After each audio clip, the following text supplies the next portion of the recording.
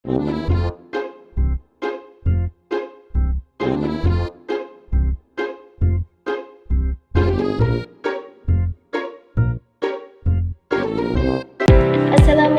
warahmatullahi wabarakatuh. Perkenalkan, nama saya Diana Sarfa, kelas AKM 1 Program Studi Kesehatan Masyarakat Manajemen Rumah Sakit dengan NIM 1424551. Di sini saya akan menjelaskan sedikit tentang promosi kesehatan di dua tatanan, yaitu rumah tangga dan instansi pendidikan. Yang pertama ada instansi pendidikan. Tujuan promosi ini adalah bertujuan untuk meningkatkan kesadaran akan pentingnya kesehatan, mengembangkan hidup perilaku bersih dan sehat, serta dapat mencegah penyakit dan masalah kesehatan mental, dan dapat menciptakan lingkungan yang sehat sehingga dapat mendukung tubuh serta anak.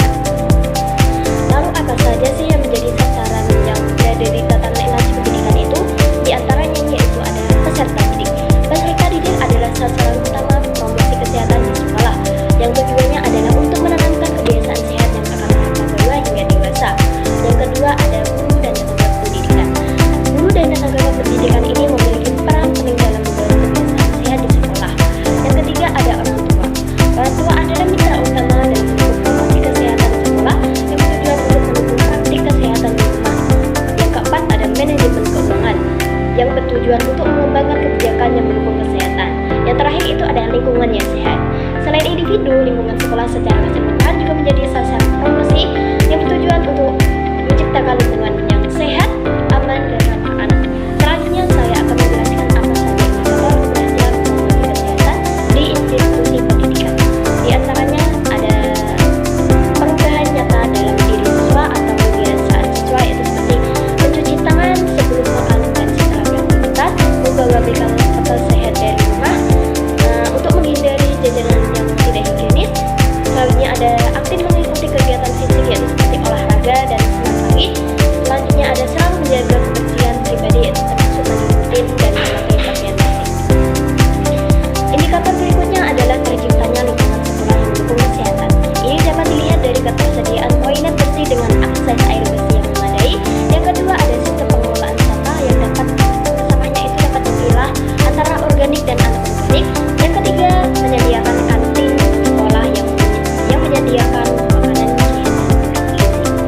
Keberhasilan promosi juga dapat diukur melalui peningkatan pengetahuan di komunitas sekolah. Misalnya yaitu siswa dapat memahami pentingnya pola makan sehat dan bergizi, dan guru dapat menyisipkan materi kesehatan dalam kegiatan pembelajaran, yaitu seperti pembelajaran biologi. Selanjutnya, semua pihak di sekolah juga dapat memahami cara pencegahan penyakit seperti menjaga kebersihan dan pentingnya imunisasi. Selanjutnya, keberhasilan promosi ini juga akan melibatkan semua pihak. Di antaranya ada guru dan staf yang akan memberikan teladan melalui gaya hidup sehat. Yang kedua ada orang tua mendukung dengan menyediakan makanan bergizi di rumah.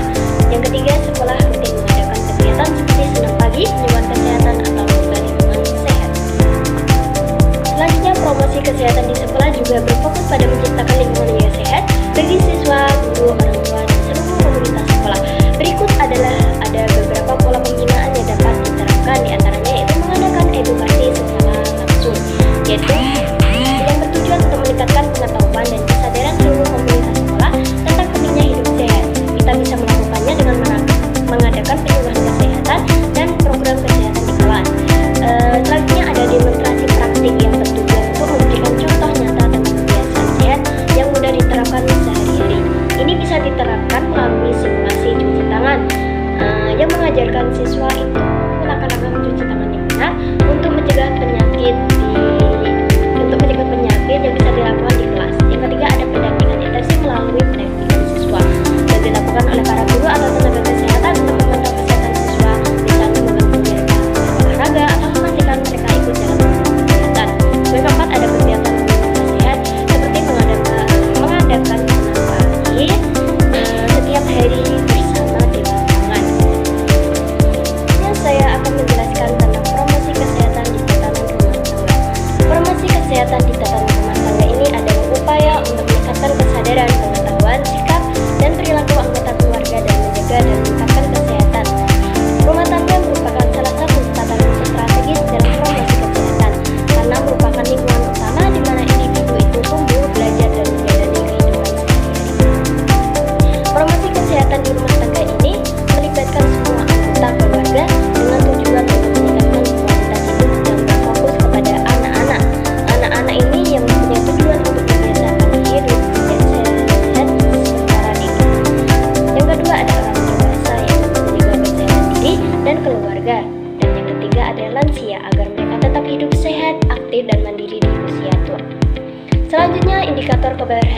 promosi kesehatan di tatanan rumah tangga ini bisa dilihat dari perubahan perilaku keluarga dengan mulai membiasakan mencuci tangan, makan makanan yang bergizi, dan berolahraga bersama.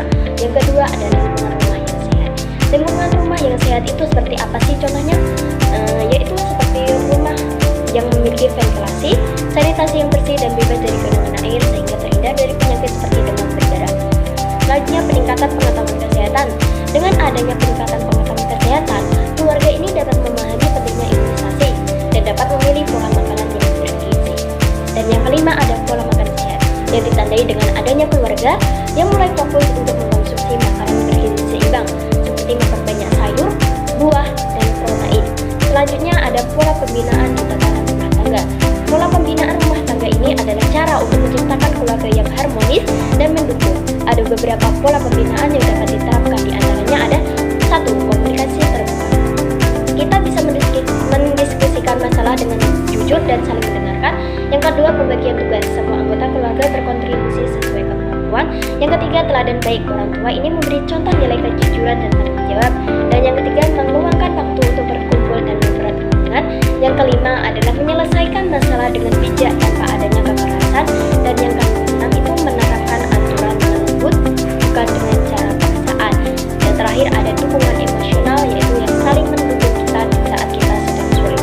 Dengan cara ini, rumah tangga akan menjadi tempat yang nyaman dan membangun karakter. Dengan langkah-langkah tersebut, kesehatan keluarga dapat terus ditingkatkan sehingga tercipta rumah tangga yang sehat, bahagia, dan produktif. Oke, di sini saya akan menjelaskan tentang analisis perbandingan pelaksanaan promosi kesehatan di tatanan rumah tangga dan instansi pendidikan yang melibatkan peninjauan terhadap struktur, peran, dan fungsi keduanya dalam masyarakat. Tatanan rumah tangga ini lebih merujuk pada sistem keluarga dan bagaimana hubungan antara anggota keluarga ini dijalin serta bagaimana tugas dan tanggung jawab dibagi. Dalam hal ini, rumah tangga ini berfungsi sebagai unit sosial yang mendidik anggota keluarga dan dapat memberikan nilai-nilai serta menjadi tempat pengasuhan dan pembelajaran awal. Di sisi lain, instansi pendidikan juga berfokus pada struktur formal yang bertujuan untuk mendidik individu melalui kurikulum yang sistematis dan terorganisir. Pendidikan formal di sekolah atau lembaga pendidikan ini lainnya memberikan pengetahuan, keterampilan, serta nilai-nilai sosial yang lebih luas. Meskipun rumah tangga dan instansi pendidikan ini memiliki peran yang berbeda, keduanya saling melengkapi dalam proses pengembangan individu.